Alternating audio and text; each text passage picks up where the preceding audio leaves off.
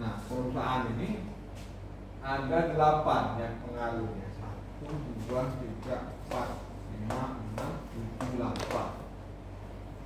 Nah, ini yang di bawah ini tidak kelihatan. Tidak kelihatan orang lain, tapi dirasakan oleh organisasinya. Ini pertama, makanya di dalam proposal bisnis itu kan ada hal mulia gitu kan. Nah, hal mulia itu dari spiritual ini. Spiritual misalnya dia ngapa dia bangun usaha? Oh, dia mau apa? Independent financial independent. Misalnya kemandirian keuangan atau mengajak orang lain. Nah, ini dia mengajak orang lain liquidity. Dia keimanannya meningkat, maka dia mengajak orang lain. Jadi tujuan utamanya di sini. Maka di sini kalau di proposal kita itu hal mulia itu. Nobel, apa namanya? Nobel apa? Hal mulia itu Nobel apa itu? Ada. Human dignity kalau ini. Kalau ini spiritual, ini keimanan orangnya, spiritualnya. Lalu human dignity dia punya rasa human. Jadi bagaimana dibantu orang lain. Misal kalau aku buka usaha, bagaimana karyawan aku, bukan untuk dianya. Nah, mulai dari sini. Nah, lalu ini ke sini, ke atas. Jadi kalau ininya bagus, maka dia nanti kalau jadi pengusaha, dia bantu orang. Jadi dia misalnya orang kerja sama dia. Makanya di sini ada istilahnya semua pekerjaan itu kalau bisa kita delegasikan. Misalnya ini upahnya ada, kan duitnya. Tapi kalau orang yang bukan pengusaha, bukan mental pengusaha, pun bisa gawe, ngapain suruh orang lain. Nah, kalau bisa orang lain bisa gawe, kita serahkan orang lain. Mengapa? Pertama, misalnya gini, buat web, buat masak. Kita kan bisa buat masak, tapi waktu kita habis, belum tentu bagus juga hasilnya. Nah, mendingan kita upahnya yang orang memang kerjaan seperti itu. Sama lagi misalnya apa tadi kita yang kata Pak Zainal itu Pak, yang kita buat yang apa suhu pemasaran tadi kan. Nah, kita Facebook pusing juga gimana caranya buat kan. Kita upahkan aja pada orang lain. Loh, Pak gimana hasilnya? Nah, kita dapat, tapi kita dapatnya sedikit. Tapi orang lain banyak yang dapat rezeki dari kita. Maka di dalam ilmu bisnis itu semua bisa didelegasikan kecuali belajar. Nah, ya berikutnya mental. Nah, ini mental bisnis ini. Mental ini berkaitan dengan apa namanya itu mindset.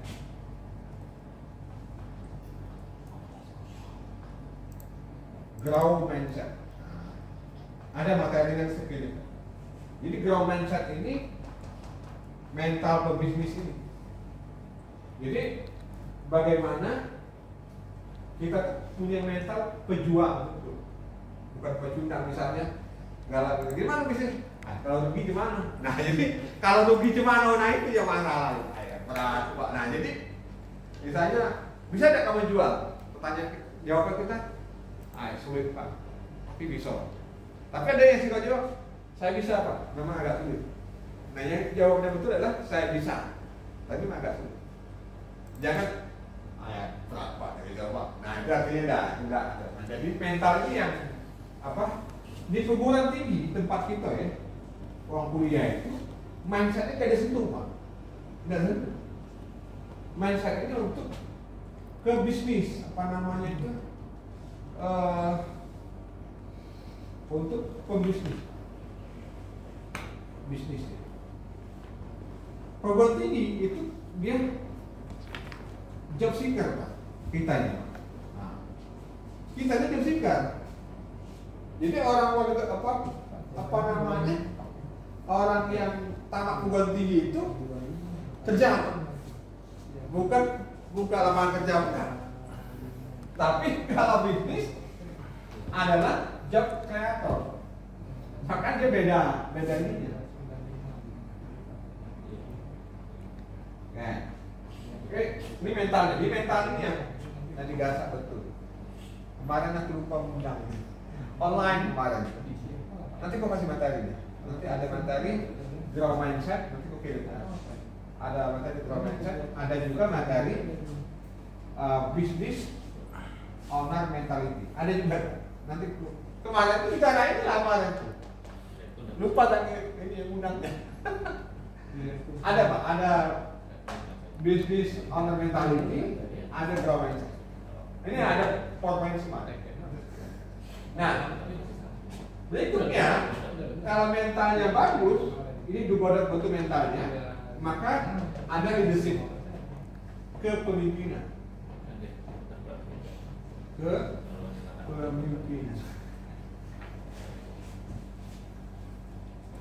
Nah ini, harus ada leadership. Makanya nanti ada materi leadership. Cuma pemateri ini belum bisa terus kayak kita ganti ya. Nanti kita ada karena sibuk sekali saya mencari. Saya mengundang ini Dr. Fahmi itu, tapi kayaknya belum matching Pak. Karena orang sibuk. Jadi mentalnya dimasak, diuji dulu. Jadi kita mahasiswa dulu Pak, dosen, dia tidak kesini Pak arahnya. Enggak, makanya pada bingung kan mahasiswa mengaku kerja ini Pak, gitu kan? Beda dengan kita kuliah, beda. Karena orang kuliah itu keluarannya job seeker, pencari kerja. Bisnis adalah job creator. Yang lebih parah kalau zaman kita dulu Pak Gunawan itu, saya Pak Apip yang senior itu, kita selamat Pak. Job seeker, jadi begitu selesai kita nyari kerja. Nah sekarang rombongan muda ini job seeker masih Pak, tapi kompetitif sekali Pak. Maka pemerintah itu selain job seeker juga job creator. Makanya Pak, sekarang banyak dosen bingung kan, kenapa mahasiswa kok digenjot apa? Entrepreneur itu ya? Iya kan? Sekarang dosen-dosennya sini bingung Pak. Ada apa pemerintah kamu? Apa bisnis entrepreneur sekarang mesti keluarkan duit miliaran per tahun Pak untuk bisnis itu? Aneh kan? Kenapa? Karena pemerintah udah tahu Pak, job seeker ini, cari kerja ini Pak, pesaingnya sangat berat. Ya karyawan sangat berat. Maka supaya tidak nganggur, mahasiswa harus punya juga jiwa job kreator. Maka masuklah kuliah entrepreneur. Ada PMW, ada inkubator bisnis itu dimasukkan ke sini. Itu tujuannya. Jadi dulu zaman sekarang dulu yang namanya PMW itu populer ya, sunnah hukumnya itu ya, tidak begitu orang lihat aja ya. Nah sekarang sama kuat job seeker sama job creator sama kuat. Kan data terbaru saya baca itu 67% alumni perguruan tinggi, dua pilihan ini, job creator atau nganggur. Bayangkan Pak, 67% alumni perguruan tinggi itu dua pilihan, job creator atau nganggur. Ini yang digasak oleh perguruan tinggi sekarang. Direktur Belmawal itu Kiki sekarang ya. Maka Dikti atau Kemendikbud itu jor-joran sekali sekarang Pak. Ada program baru PKKM namanya, lebih hebat lagi itu Pak. Dulu kan itulah Pak Budi ya, jadi kalau bisa kita itu di industri ya, namanya kewirausahaan itu dimasukkan di mata kuliah MPK. Betul. Jadi semuanya dapat. Terus di MPK itu yang ngurus adalah inkubator. Iya. Harusnya begitu. Betul. Saya sudah sampaikan sama WR3. Kata WR3 ini wewenang WR1. Saya bilang Pak, ini WR1 WR3 gitu kan. Oh nanti kita bicara. Jadi ini Pak, kita mengerti semua gitu kan. Bukannya kalau di kurikulum sudah masuk? Kayak misalnya mengapa Unsri itu mengeluarkan dana banyak untuk ada BNSP segala macam standarisasi itu untuk sini Pak, untuk dibawain gitu. Jadi sekarang ini dosen ini saya aja terus terang beberapa tahun 2 tahun BMW ini buku bisnis semua dibaca Pak. Pangan hilang Pak. Karena itu kayak gini gitu kan. Jadi dulu ilu pangan menarik Pak. Sekarang udah ini udah pakai mesin. Oke. Nah ini yang dia bawa. Jadi dikunci pun mentalnya. Nah berikutnya, nah baru kita ke atas. Nah, bicara pelanggan. Kalau pelanggannya puas, maka omset kita naik kan? Iya kan? Nah, pelanggan puas, kalau memuaskan pelanggan,